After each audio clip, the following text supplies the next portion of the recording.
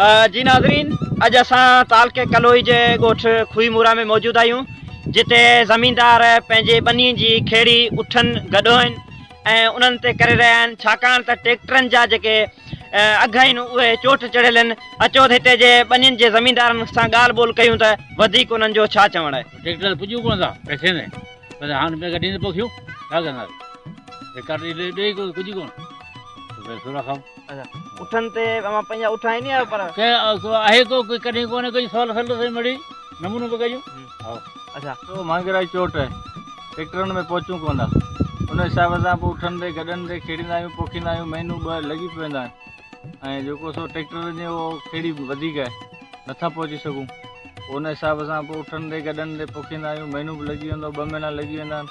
ग़रीब माण्हू आहियूं, पोइ छा करियूं, पोइ ईअं ई करियूं, ॿियो त मिलण लाइ कुझु कोन्हे, का शइ कोन्हे, न उहो कुझु न उहो ट्रैक्टर वारे पुछूं था त 2000 चवनि था, हाणे छा करियूं। अच्छा उठनि ते गॾनि ते जेको सो पोखींदा आहियूं, मिड़ी सूर खाईंदा आहियूं, इहो बसि इहो सिलसिलो कंदा आहियूं।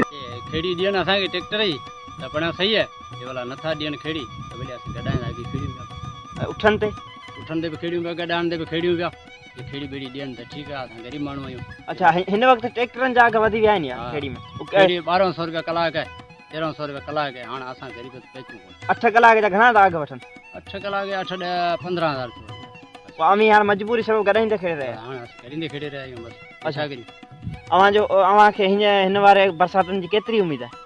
बसि इनशाला हाणे उमेद इहा ई आहे त हिन आसिरे पुखियूं पिया, बरसाति सुठी भली किरी वई आहे, पाण उन खां वधीक ॾियण वारो त ख़ुदा आहे। ग़रीब बंदा आहियूं, पुठ आणींदा आहियूं, उते पोखींदा आहियूं, उते सफ़र कंदा आहियूं, मज़ूरी खाई उते पोखींदा आहियूं।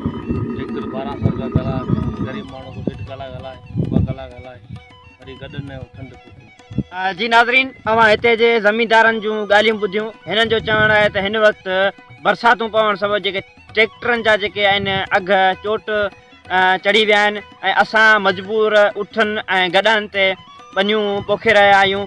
हिननि जो चवणु आहे त मुसलसल अॻ में जेके पहिरियां ई खां वठी जेके अघ हुआ ट्रैक्टरनि जा घटि हुआ, हाणे कलाकनि जे हिसाब सां 2000 4000 ट्रैक्टरनि जा अघ वधी विया आहिनि।